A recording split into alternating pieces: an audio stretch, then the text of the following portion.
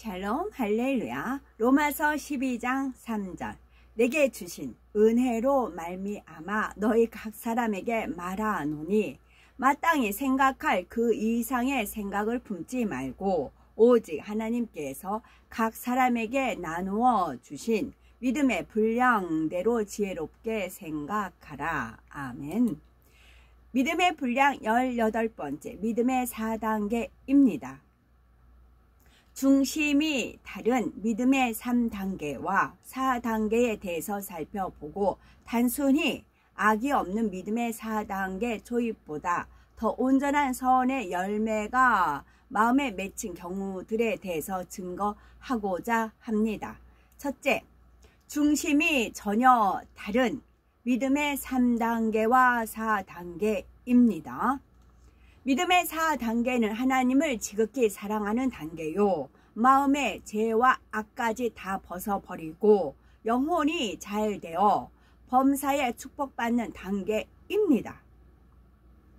이러한 믿음의 4단계에 들어섰다는 것은 깨끗한 그릇이 준비되었다라는 말과 같은데 깨끗한 마음의 그릇은 준비되었지만 그 안에 들어가야 할 영적인 내용물이 아직 다 채워진 것은 아니지요.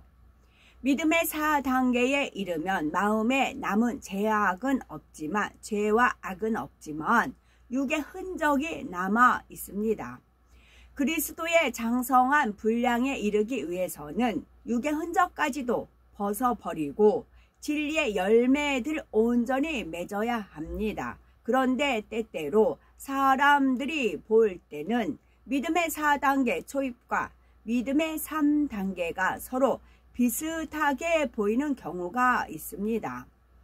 예를 들어 믿음의 3단계 말렵에 있는 사람이 다른 사람의 일에 간섭하고 매사에 자신의 뜻대로 주관하고자 강요하는 것은 대체로 자신의 악 속에서 나오는 것입니다. 상대가 힘들거나 불편하게 느낀다 해도 자신의 유익에 맞는 것, 자신의 뜻을 관철시키려는 마음이 남아있기 때문이지요. 그러나 믿음의 4단계에서는 이런 악한 마음이 없습니다.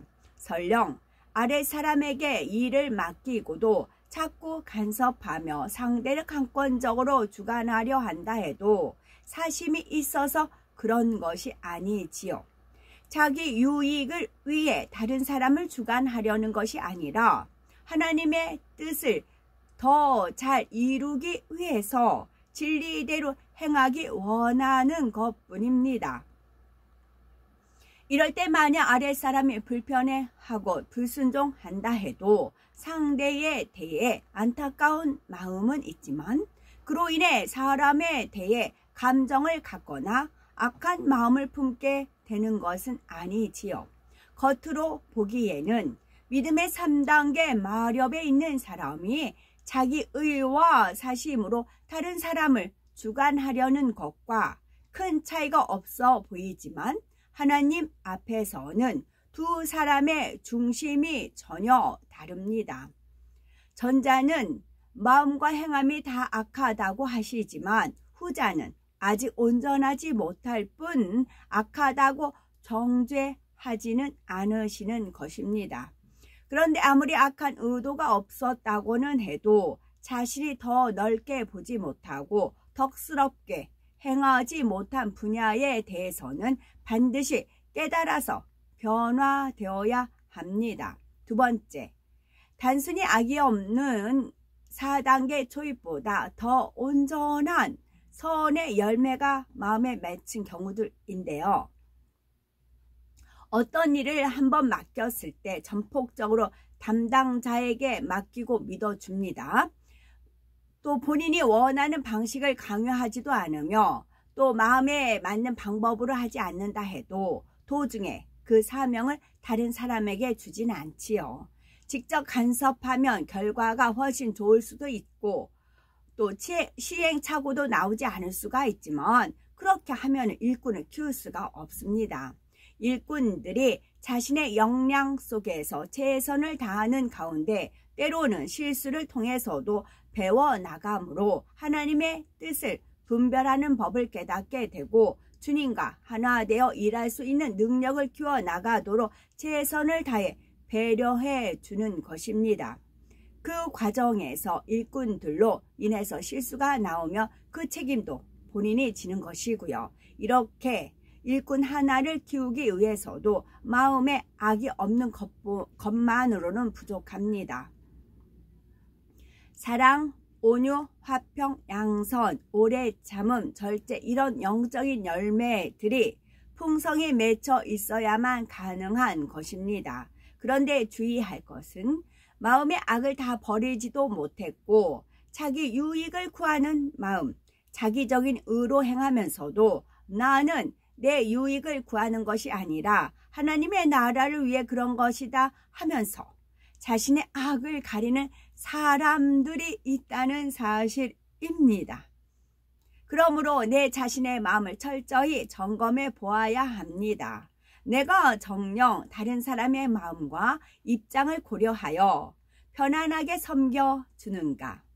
범사에 남의 유익을 먼저 구하려는 마음인가? 어떤 상황에서도 마음에 요동함이나 감정이 없고 설령 악으로 대하는 상대에 대해서도 온유함과 사랑으로 대해줄 수 있는가? 깊은 마음에서부터 진리와 함께 기뻐함으로 나보다 남이 잘 되는 것을 행복하게 여기는가? 이런 질문에 대해 항상 아멘으로 답할 수 있어야 합니다. 때때로 그렇다라거나 은혜가 충만할 때는 그럴 수 있다라는 것이 아니라 언제나 그러하다라고 대답할 수가 있으신지요? 그럴 수 있다면 우리의 믿음이 4단계에 있다고 인정해 주시며 우리의 삶 가운데 하나님께서 함께 하시는 증거를 나타내 주실 것입니다.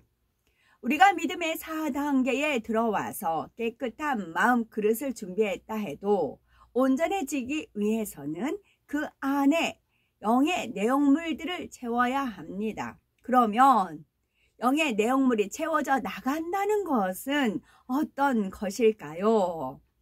하나님께서 아브라함을 축복하실 때 조카 롯도 아브라함으로 인해 복을 누린 장면이 나옵니다. 그런데 아브라함과 롯의 가축이 심히 많아지니 아브라함의 목자들과 롯의 목자들이 풀과 물을 놓고 다투는 일이 생기게 시작했습니다. 이에 아브라함이 화평을 이룰 수 있는 해결책을 제시하고 롯은 아브라함의 제안에 따라 아브라함을 떠나게 되었지요. 이런 상황에서 만약 아브라함이 믿음의 3단계에 있는 사람이었다면 롯에 대해 불편한 마음을 가짐으로 시비를 가리고자 할 수도 있었을 것입니다. 물론 3단계 마렵쯤 된다면 진리를 잘 알기에 마음에는 불편함이 있어도 겉으로 감정을 드러내지는 않았겠지요. 그러면 믿음의 4단계에 들어온 사람은 어떨까요? 이때는 근본적으로 마음에서 감정 자체가 없습니다. 다만 그 상황에서 제일 합리적인 해결책을 찾아 서로 갈라지자고 제안은 할 수가 있지만 마음에 악이 없으니 상대에 대해 불편해하거나 미워하는 것은 아니지요. 목자들이 서로 다투는 것을 보니 우리가 화평하기 위해서는 갈라져야 하겠다. 나는 이쪽으로 갈 테니 너는 저쪽으로 가라 하면서 아브라함 편에서 갈 바를 정해 줄 수도 있습니다. 아브라함에게는 능히 먼저 선택할 권한이 있고 그는 이미 영으로 들어간 사람이므로 먼저 선택한다 해도 자기 유익을 구할 리는 없지요. 그런데 육의 사람이 이런 모습을 볼 때 자칫하면 판단 정죄가 나올 수가 있습니다. 아브라함이 감정이 생겨서 롯을 떠나 보내는구나. 자기 욕심을 따라 좋은 것을 택하고 상대에게 따르도록 요구하고 있다라고 생각하는 것이지요. 3단계 마렵의 사람이나 4단계 초입의 사람을 드러난 행위로만 볼 때는 서로 비슷한 결과로 나타나기 때문이지요. 그러나 육에 있는 사람이 남의 마음을 헤아릴 수는 없고 더구나 영의 사람의 마음에 있는 깊은 것은 육의 사람이 알 수가 없습니다. 고린도전서 2장 15절에 신령한 자는 모든 것을 판단하나 자기는 아무에게도 판단을 받지 아니하느니라 말씀하신 대로 자신이 영으로 들어와서 신령한 자가 되어야 성령의 역사 속에서 옳고 그름을 바르게 분별할 수가 있는 것입니다. 사람이 상대의 행함만을 보고 육의 한계 속에서 선악을 판단하기보다는 먼저 자신의 마음에서 악을 버리는 것이 중요하지요.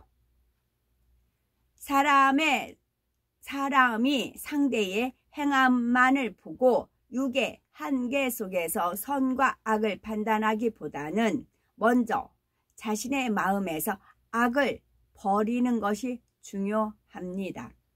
그런데 아브라함의 경우는 단순히 감정이나 서운함이 없는 정도를 넘어서서 더욱 선한 마음으로 롯을 섬겼습니다. 창세기 13장 8절에서 9절을 보면 아브라함이 롯에게 이르되 우리는 한 골육이라 나나 너나 내 목자나 네 목자나 서로 다투게 말자. 네 앞에 온 땅이 있지 아니하냐. 나를 떠나라. 네가 좌하면 나는 우하고 네가 우하면 나는 좌하리라 말했지요. 서로 화목할 수 있는 방안을 제시하면서도 롯의 마음이 편안하기를 원하며 롯이 좋은 땅을 먼저 골라서 갈 수 있도록 배려해 주는 것입니다. 이런 모습을 볼 때 아브라함은 이미 마음의 영적인 열매가 풍성하게 맺혀 있음을 알 수가 있지요. 단순히 감정을 갖지 않은 차원에 머무르지 않고 선으로 악을 갚을 수 있는 마음이지요. 믿음의 4단계에서도 영적인 열매들로 더 많이 채워진 만큼 입술의 말과 행동이 더 덕스럽고 감동적으로 나올 수가 있습니다. 영의 내용물이 50%, 80% 채워지고 마침내 100% 채워질 때 온전히 진리로 채워진 온 영의 마음이 되는 것입니다. 또한 마음의 진리가 채워지는 만큼 하나님께서 더 기뻐하시는 것을 선택할 수 있게 됩니다. 어떤 상황에서도 이것도 저것도 가하여 둘 다 진리에 어긋나지 않는 것이라면 믿음의 4단계라 해도 아직 초입에 있을 때는 별다른 생각 없이 자신이 원하는 쪽을 택할 수가 있습니다. 그러나 영적인 열매들이 마음에 채워지는 만큼 하나님의 마음을 더 깊이 헤아릴 수 있게 되므로 자신에게 좋은 것을 택하기보다는 하나님께서 더 기뻐하시는 편을 택하여 행하는 것입니다. 예를 들면 다윗은 왕으로 기름 부음 받은 후 사울 왕이 자신을 죽이고자 오랜 세월을 쫓아다녔기 때문에 늘 생명의 위협을 받았습니다. 그런데 어느 날 다윗에게 사울을 죽일 수 있는 절호의 기회가 찾아왔지요. 다윗이 숨어있는 장소에 사울이 들어와 깊은 잠에 빠져들었던 것입니다. 사무엘상 24장 4절을 보면 다윗의 부하들이 보소서 여호와께서 당신에게 이르시기를 내가 원수를 네 손에 붙이리니 네 소견에 선한 대로 그에게 행하라 하시더니 이것이 그날이니이다 하면서 당장 사울을 죽이자고 주장하는 것입니다.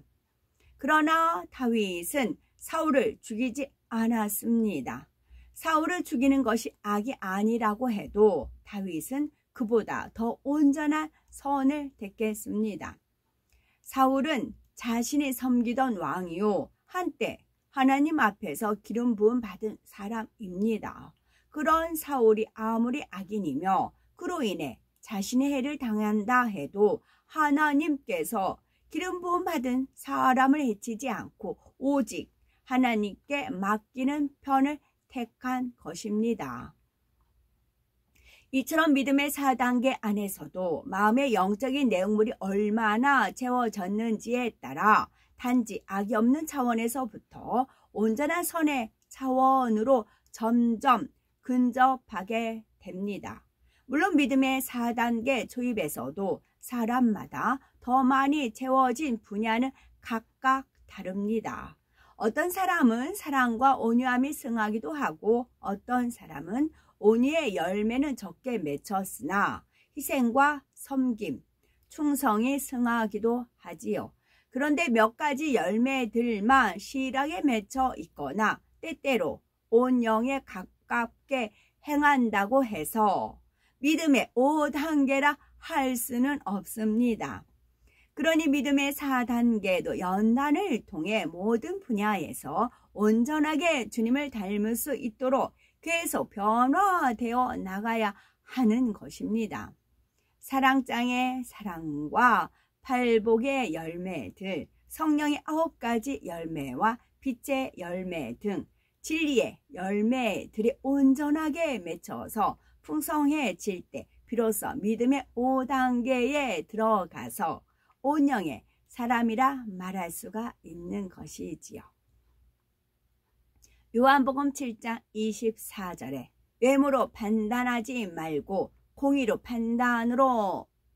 공의의 판단으로 판단하라 라는 말씀처럼 외모를 보고 사람을 판단해서는 아니 되는 것이며 하나님의 공의로 판단해야 선과 악을 바르게 분별할 수가 있습니다. 영으로 들어가면 성령의 음성을 밝히 듣고 교통함으로 무엇을 보거나 들어도 참과 거짓을 분별할 수가 있으며 범사에 오직 선으로 바라보니 오해할 것도 없고 판단할 것도 없으며 항상 마음이 평안하고 위로부터 임하는 기쁨이 넘치는 것입니다. 그러므로 범사에 오직 선으로 바라보며 신속하게 영의 마음을 이루어 하나님과 밝히 교통하며 비밀한 것까지 나눌 수 있는 우리가 되어야 되겠죠. 아멘.